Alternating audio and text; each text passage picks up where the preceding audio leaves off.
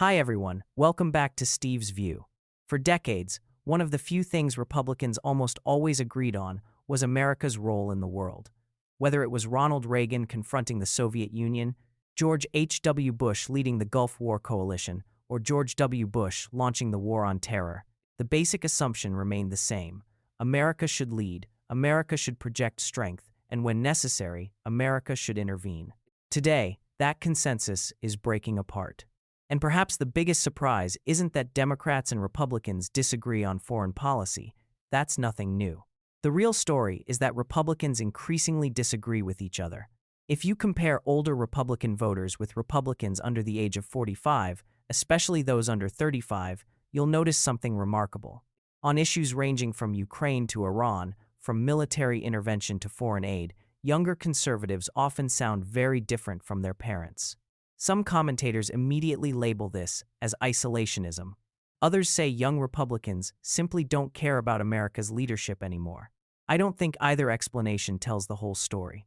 The real question isn't why younger Republicans are becoming anti-war. The real question is why they no longer trust the foreign policy model that shaped previous generations. To understand that, we have to start with something many political analysts overlook. Every generation is shaped by the America it grows up watching. Think about someone who is 70 years old today. They remember the Cold War. They remember President Reagan standing before the Berlin Wall. They remember the collapse of the Soviet Union. They remember Operation Desert Storm, a military campaign that achieved its objectives quickly and decisively. For them, American power seemed effective. Military strength appeared capable of solving problems. Global leadership looked like an unquestionable success. Now compare that with someone who is 28. Their political memory begins after September 11. The America they watched wasn't celebrating victory. It was fighting, year after year, administration after administration. First, Afghanistan, then Iraq, then ISIS, then Syria, then endless debates over Ukraine, then renewed tensions in the Middle East. Instead of witnessing clear victories, they watched wars stretch from months into years and years into decades. Instead of seeing America reshape the world, they saw America spending trillions of dollars while asking difficult questions at home. That's an entirely different political education. It's not that younger Republicans reject strength. Many of them strongly support increasing defense spending. Many favor a stronger military. Many believe America should deter adversaries like China. But they increasingly ask one question that previous generations rarely asked so directly. What exactly are we trying to accomplish? That question changes everything. During the Cold War, the answer often seemed obvious. Contain Soviet expansion. Protect allies. Win the ideological competition. Today, foreign policy feels far more complicated. When American troops deploy overseas, younger conservatives want to know three things. What is the objective? How long will it take? And how do we know when we've actually succeeded? Those questions aren't signs of weakness. They're signs of skepticism. And skepticism usually develops after disappointment. This is where many commentators misunderstand the younger conservative movement. They often describe it as anti-American or anti-military. That's simply inaccurate. Most younger Republicans aren't arguing that America should become passive. They're arguing that America should become more selective. There's a significant difference. Being selective doesn't mean abandoning allies. It means defining national interests more carefully before committing military resources. You can see this shift across conservative media.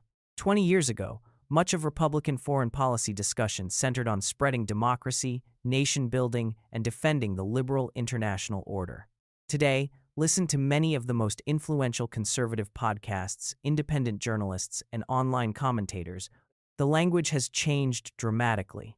Instead of asking how America can transform other societies, they're asking how America can strengthen itself. Instead of discussing democracy promotion, they're discussing industrial policy. Instead of debating nation-building overseas, they're debating border security. Instead of emphasizing globalization, they're talking about rebuilding domestic manufacturing. This isn't simply a change in policy, it's a change in priorities. And that change didn't happen overnight. It was shaped by events. The financial crisis, the withdrawal from Afghanistan, growing national debt, supply chain disruptions, the pandemic, increasing competition with China. All of these events gradually convinced many younger conservatives that America's greatest vulnerabilities may not lie overseas, but at home. That's why slogans like America First resonate differently with different generations. For older Republicans, it often sounds like a departure from decades of conservative foreign policy. For younger Republicans, it often sounds like common sense. Take America's national debt as an example. The United States now carries debt levels that would have been almost unimaginable a generation ago. Younger Americans know they'll likely spend decades paying for decisions made before they were even old enough to vote. So when Washington approves another expensive overseas commitment, many naturally ask whether those resources could be better spent strengthening America's own economy, infrastructure, or technological competitiveness. That doesn't necessarily mean they oppose every military operation. It means they're increasingly concerned about opportunity costs. What are we giving up in order to pursue objectives abroad? Another major factor that's often ignored is the media revolution. Previous generations relied heavily on television networks and major newspapers. Today's younger conservatives consume politics very differently. Many spend hours listening to podcasts, watching long-form interviews, following independent creators on YouTube, reading discussions on X. The result isn't simply that they receive different information. It's that they're exposed to different questions. Instead of hearing polished talking points from Washington, they're hearing debates about failed assumptions, bureaucratic incentives, intelligence mistakes, and the long-term costs of intervention. Whether every argument is correct isn't really the point. The point is that younger conservatives are participating in a much wider conversation than previous generations ever experienced. That inevitably produces more skepticism. But perhaps the biggest strategic shift has nothing to do with Iraq or Afghanistan. It has to do with China. During most of the post-Cold War era, America's primary security focus remained the Middle East. Today, many Republicans believe the defining geopolitical competition of the 21st century isn't taking place in Baghdad or Kabul. It's taking place in the Indo-Pacific. If that's true, then every aircraft carrier, every defense dollar, every intelligence asset committed elsewhere carries a different cost. This doesn't automatically mean America should withdraw from the Middle East, but it does change how many conservatives evaluate military commitments there. Instead of asking, "Can we win?" they're increasingly asking, "Is this where America's limited resources should be concentrated?" That's a fundamentally different framework, and it explains why debates inside the Republican Party have become so much more intense than they were even 10 years ago. The old foreign policy consensus assumed that American leadership required broad global engagement. The emerging generation isn't convinced that's always true. Instead, they're asking whether American leadership might actually become stronger if it becomes more focused. That's a profound debate, and it's one that will shape Republican politics for years to come. The question is no longer whether the Republican Party is changing. It clearly is. The real question is where that change ultimately leads. Now, it's important to clarify something. When people hear younger Republicans questioning America's foreign policy, many immediately assume they're becoming isolationists. That's probably the most common misunderstanding in today's political debate. Historically, isolationism meant avoiding alliances, avoiding overseas commitments, and largely staying out of international affairs altogether. That isn't what most younger conservatives are arguing. They're not saying America should retreat from the world. They're asking a different question. If America is going to use military power, what exactly is the mission? What is the exit strategy? And most importantly, does the mission directly advance American interests? That's a much narrower standard than the one Washington often applied over the last 30 years. Take the Middle East as an example. Older generations often accepted the idea that America needed to stabilize entire regions, defend the liberal international order, and sometimes even reshape governments. Younger conservatives tend to ask something far simpler. Does this operation make Americans safer? If the answer isn't obvious, support quickly begins to fade. That explains why foreign policy debates inside today's Republican Party often sound completely different from the debates we heard 20 years ago. This shift also explains the rise of politicians like Donald Trump and J.D. Vance. Although they have different personalities and different political styles, they both speak to voters who have grown skeptical of open-ended military commitments.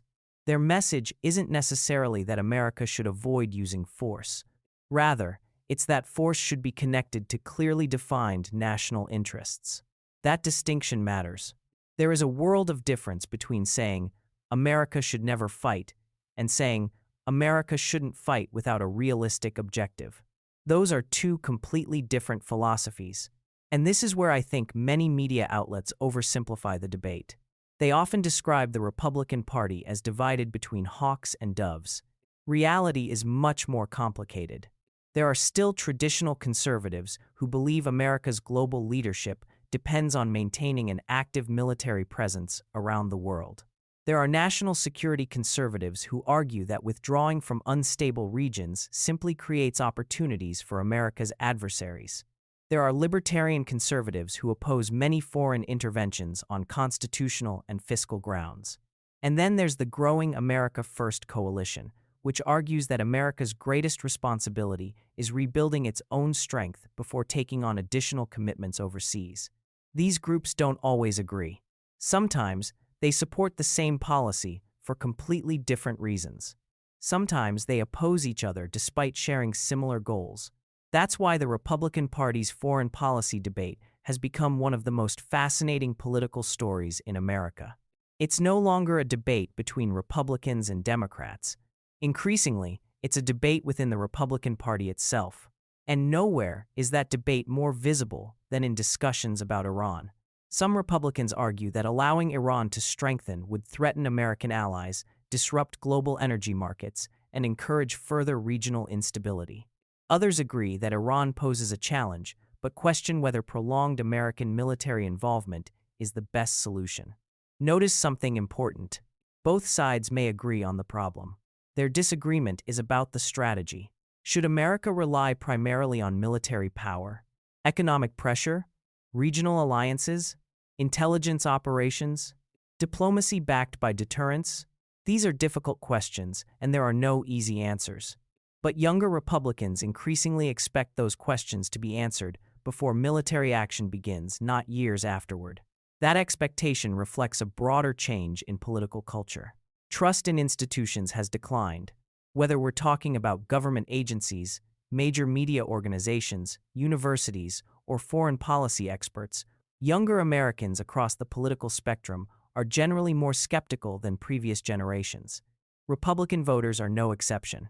When officials promise that a military intervention will be short, inexpensive, or transformational, younger conservatives are more likely to ask for evidence instead of simply accepting the claim.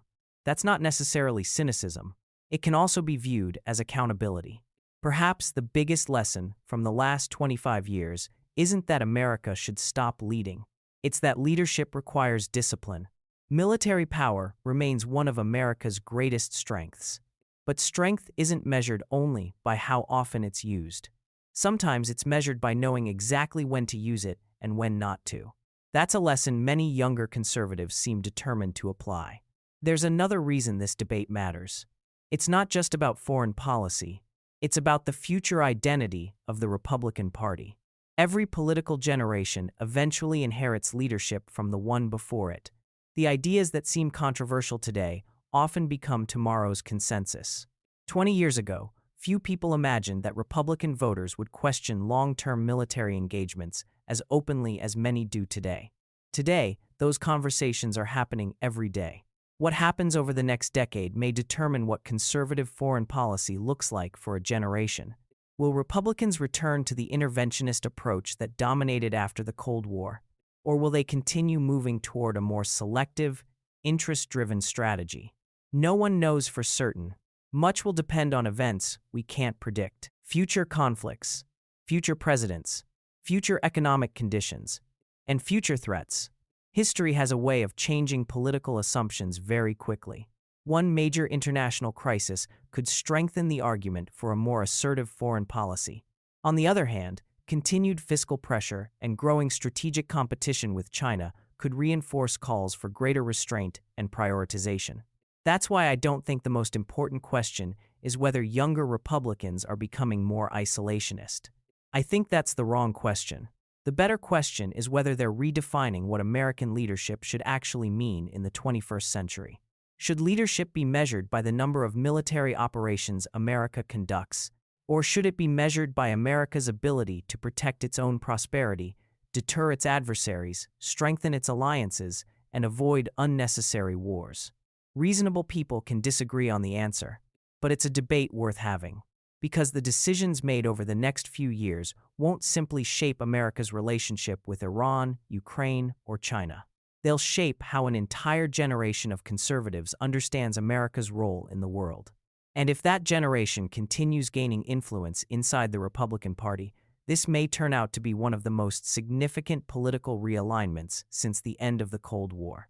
The Republican Party isn't just choosing its next nominee, it's choosing its next worldview. And whichever vision wins won't simply define one election.